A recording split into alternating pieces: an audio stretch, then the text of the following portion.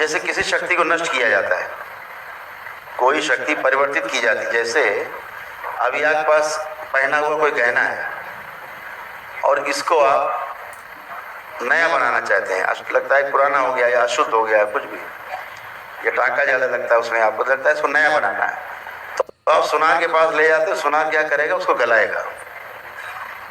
गलाने में क्या होगा? जो उसकी अशुद्धि, टाका जो लगा होता अलग हो जाएगा और सोना अलग हो जाएगा। ये दो काम तो हो गए, बहुत अच्छे से हो गए। लेकिन एक तीसरा काम हो गया है जिसको आपको ज्ञान नहीं है। इसी में ये टाका जो अशुद्धि है और जो शुद्ध है, इन दोनों को अलग करने में जो शक्ति लगाई गई है और जो अलग किया गया, ये बल जो लगाया गया है, इस बल के परिणाम स्वरूप एक अलग एनर्जी पैदा होती है, कालिमा। ठीक है, तो अब वो कहां जाएगी? है तो अशुद्धि, अब वो कहां जाएगी? अब उसको मारने क्या उपाय? तो वो भी कभी कभी आपको झटके देगी कहीं ना कहीं। आप समझ पा रहे हैं मेरी बात?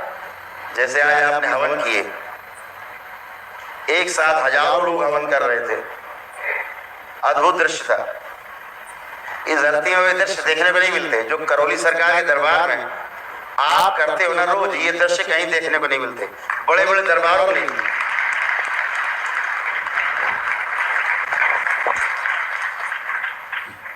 बहुत बड़े बड़े संस्थान, बड़े बड़े शंकराचार्य, कहीं ये दृश्य नहीं देखने मिलता जहां हजारों आदमी बैठ के हवन कर रहा हो अपने परिवार के साथ। तो ये दरबार में होता ही रहता है। तो आपने देखा है सब कुछ तो हुआ, लेकिन एक कालिमा भी उठी, धुआं भी निकला, तो वो कहाँ जाएगा? तो उसको हजम करने के लिए भी शक्तियां बनती हैं कि उस धुएं को कुछ पी लिया जाए। कौन पिएगा? तो उसको भी खत्म करने के लिए, जैसे एक देवी हैं दरबार में, सभी कार्यरत हैं, सभी उपलब्ध हैं, आपके बीच में हैं, सभी यहाँ उपलब्ध हैं, पूरा दरबार उपलब्ध है। माँ के रूप में है वो, हम लोग देवी कहते हैं लेकिन वो माँ के ही रूप हैं। तो वो उसको पीती हैं। अगर दरबार में सक्रिय है, दरबार के लिए सक्रिय है, तो पीती हैं। क्रोध में उगल देती हैं तो बढ़ जाएगी समस्या। अगर क्रोधित हुई और अगर प्रसन्न हुई तो आपके उस धुएं को ही पी जाती हैं, जिससे आपको कष्ट होता है। उनको बोलते हैं माँ धूमावती, इसीलिए उनको धूमावती नाम। समझ पा रहे हैं? तो वो श्री दस महाविद्या में एक देवी हैं जो बहुत ही प्रभावशाली है। अभी हम लोग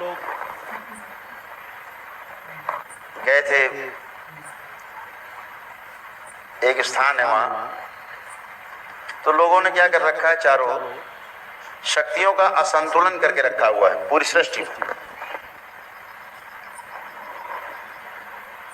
जैसे ये कैमरा खड़ा है तो इसके 3 पाए बने, एक पाया हटा तो इसका ये गिर जाएगा। तो लोगों ने अपने स्वार्थ में तमाम शक्तियों का असंतुलन किया है। इसीलिए बड़ी बड़ी शक्तियों ने भी अपने स्थान को छोड़ दिया और किनारे जाके बैठ गए। तमाम ऐसे बड़े बड़े स्थान हैं जहां लाखों लोग रोज जाते हैं। अब आपको जान के आश्चर्य होगा, क्योंकि आपका दरबार आंखों वाला दरबार है, उन सब से लगभग रोज बात करता है, ऐसे जगहों से, उन शक्तियों से। वो शक्तियां बार बार प्रार्थना करती हैं कि हमें ठीक किया जाए, संतुलित किया जाए, पुनर्स्थापित किया जाए हमको उस स्थान पे। वो दरबार से वो शक्तियां, इस सृष्टि की बड़ी बड़ी शक्तियां दरबार से, माँ से, भोलेनाथ से प्रार्थना करती हैं, बाबा और माँ से प्रार्थना करते हैं। तो बाबा माँ जो हमें आदेश करते हैं तो हमको स्वयं जाना होता है, वहां जाकर के शक्तियों का संतुलन करते हैं, उनको पुनः से शुद्ध करके, दरबार को शुद्ध करके, वहां के दरबार को यहाँ के दरबार से जोड़ते हैं, फिर उस शक्ति को पुनर्स्थापित करते हैं वहां पर। तो वहां जाने वाले लोगों को उसका लाभ मिलता है। नाम नहीं लेना चाहेंगे, नहीं तो आपको आस्था टूटेगी आपकी। वहां जाने के लिए जहां आपका सपना होता है, वहां भी वो शक्तियां मौजूद नहीं है जहां लोग चले जा रहे हैं। रोज लाखों लोग जाते हैं, वो शक्तियां वहां मौजूद नहीं। आप जाते हैं डपोर संघ की तरह वापस चले जाते हैं, कुछ नहीं होता, इसीलिए आपको कोई लाभ नहीं मिलता। लाभ नहीं मिल रहा है मतलब वहां शक्ति नहीं है, सीधा फार्मूला है। हम आपसे अनुमति लेकर के हर महीने कम से कम 2 बार भागते हैं इधर उधर, 4-4 दिन के लिए गायब होते हैं। तो हम इन्हीं जगहों पर जाते हैं, इन्हीं शक्ति पीठों में जाते हैं। तो हम वहां कुछ मांगने नहीं जाते हैं कि माता चलो मेरे साथ या माता मुझे ये दे दो। इस दरबार को मांगने की जरूरत नहीं है, दरबार देने वाला दरबार है, ये मांगने वाला दरबार नहीं। इस दरबार में देवी देवता भी मांगने के लिए खड़े हैं, सब खड़े हुए हैं आपके समक्ष हैं, खड़े हुए हैं। क्या मांगते हैं? सेवा। भोलेनाथ से कहते हैं, बाबा माँ से कहते हैं सेवा दे, मांगने के लिए आते हैं। तो ये मांगने वाला दरबार नहीं कि देवी देवता जाके मांगे, देवी देवता सब यहाँ घुटने के बल बैठे रहते हैं। किस लिए? सेवा की। ये आपका वो दरबार है, ये कोई झाड़ फूक तंत्र मंत्र टोना टोटका वाला नहीं। इतने लोग बैठे हैं यहाँ पे, कभी किसी के साथ कोई झाड़ फूक टोना टोटका कोई तंत्र मंत्र किया गया हो तो कोई भी एक आदमी हाथ उठाए। अगर मैंने किसी किया हो झाड़ फूक टोना टोटका तंत्र मंत्र तो एक हाथ उठाइए। कोई किसी के साथ मैंने किया हो तो नहीं किया, इसीलिए आपको किसी का एक हाथ नहीं उठा, क्योंकि यह स्वतः ही होता है। आपके श्रद्धा से, आपकी आस्था से, आपके विश्वास से दरबार चलता है। आप जो संकल्प लेते हो वो पूरा होता है। क्यों? क्योंकि ये वाक सिद्धि का दरबार है, इस दरबार में वाक सिद्धि है। आप जो संकल्प लेते हो अपने लिए सब पूरा हो जाता है, सब पूरा हो जाता है। इससे सिद्ध होता है कि दरबार में शक्तियां हैं। स्वयं देवों के जो देव हैं, देवताओं के भी जो देवता हैं, जिनकी देवता भी पूजा करते हैं, स्वयं भगवान महादेव का दरबार में। इसलिए और भगवान महादेव की जो शक्ति है वो माँ के रूप में यहाँ सक्रिय है। इसलिए आपको में आप प्रार्थना करते हैं और आपका पूरा होता है। आप देखते हैं, आप यहाँ आते हैं, आप संकल्प लेते हैं कि मेरे ये कष्ट और मेरे ये कष्ट और मेरे ये कष्ट, और सब गायब हो जाते हैं, सब निकल जाते हैं। असाध्य रोग भी निकल जाते हैं। जो आदमी सर्जरी कराने जा रहा होता है, यहाँ आता खड़ा होता है, वो भी चलने लगता है, दौड़ने लगता है, ठीक होता है। वो आपके दृढ़ संकल्प पे होता है। तो तमाम चीजें ऐसी हैं जो एक और सबसे बड़ा जो खतरनाक कष्ट रहता है आप लोग झेल के आए हो, और जो भी कुछ लोग बाकी इसमें दिख रहे हैं हमें, जिनको नहीं मिला है प्रसाद, उनको प्रसाद आज मिलेगा।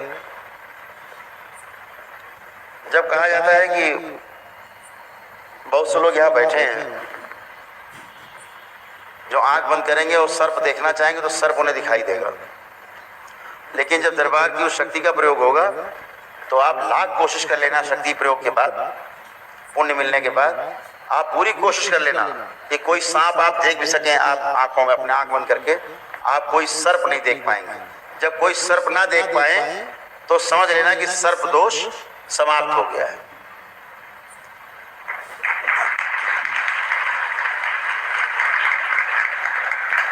तो दरबार क्या करता है कि सभी को 3-3 रुद्राभिषेक के पुण्य का अंश देता है,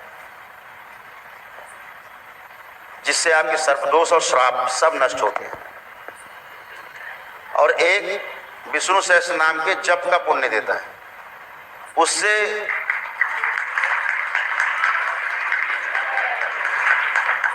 क्या होता है कि रुद्राभिषेक करने के पश्चात जो आपको पुण्य मिलते हैं तो उसमें आपको सर्पदोष सारे जाते हैं। सर्पों के कारण जो आपकी पुरानी समस्याएं हैं ना, वो झटका मारती रहती है। ऐसा लगता है कि पुरानी कोई समस्या रह गई है, झटका मार रहा है, ये हुआ ऐसा हुआ, वो दोषों के कारण होता है। जैसे दोष समाप्त होते हैं ये एकदम नॉर्मल होते हैं। इसी तरह भगवान विष्णु के गण होते हैं, जिन्हें हम किरात के नाम से जानते हैं। और अद्भुत व्यवस्था है प्रकृति में। जिन लोगों ने कभी असहाय गरीब को सताया होता है और किसी गरीब की हाय लगी होती है उस परिवार को, उसके परिवार में किसी ने भी किया होगा, ये नहीं कि आप ही ने किया हो, वो व्यक्ति जिंदा हो चाहे मर चुका हो, पूर्वज रहा हो आपके, उसकी हाय आपके डीएनए में बढ़ेगी।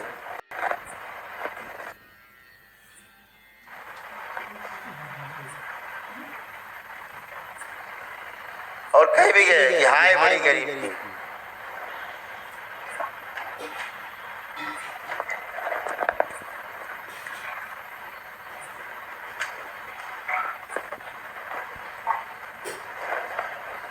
हाय जिंदा नहीं रहने देती आदमी को, मरने भी नहीं देती, दोनों काम करती। और आपके यहाँ असाध्य रोग पैदा करती हाय, गरीब की हाय। और असाध्य रोग की जानकारी आपको तब होगी जब असाध्य रोग बन चुका होगा, यानी उसका इलाज नहीं होगा प्रकृति में, सृष्टि में। तो समझ लीजिए कि आपके यहाँ हाय है गरीब की। और ये भी अद्भुत है प्रकृति का नियम, जिसको हाय लगी हो उसमें भगवान विष्णु के ही गण आते हैं उसके भोग काटने के लिए। हाय हाय का जो भोग है वो काटने के लिए भगवान विष्णु के गण जो है ना पहाड़ों से, जैसे पहाड़। और जब तक वो रहते हैं तब तक आपका कुछ अच्छा होने वाला तो नहीं है। और भोलेनाथ का जो तंत्र है, शिव का जो तंत्र है, वो विष्णु के गणों पे नहीं चलता। या ये कह लीजिए आन है कि शिव का तंत्र विष्णु के गणों पे नहीं चलाया जाता। इसलिए आप उनको किसी विधि से हटा नहीं सकते, मार नहीं सकते, प्रताड़ित नहीं कर सकते, आप उनका कुछ नहीं बिगाड़ सकते, पहली बात। दूसरी बात, वो आपको दिखते ही नहीं है। ये तंत्र मंत्र टोना टोटका जादू टोना करने वाले लोग, इनको पितर नहीं दिखाई देते, भगवान विष्णु के गण कहां से दिखाई देंगे।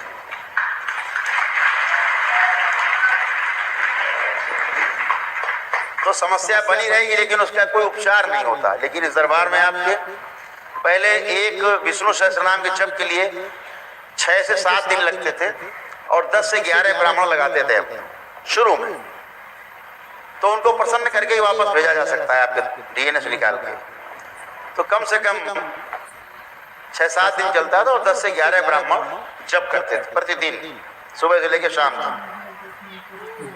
तो एक आदमी का हो पाता था। दरबार ने धीरे धीरे शक्ति खोलते हुए और कम किया और कम किया और कम किया, इतना कम कर दिया कि अब एक आप किट लेते हैं, भगवान विष्णु जी की एक चित्र रखते हैं, हवन शुरू करते हैं जैसे आप करते से दमन कराए हैं, और एक पुस्तिका मिलती है आपको, उसमें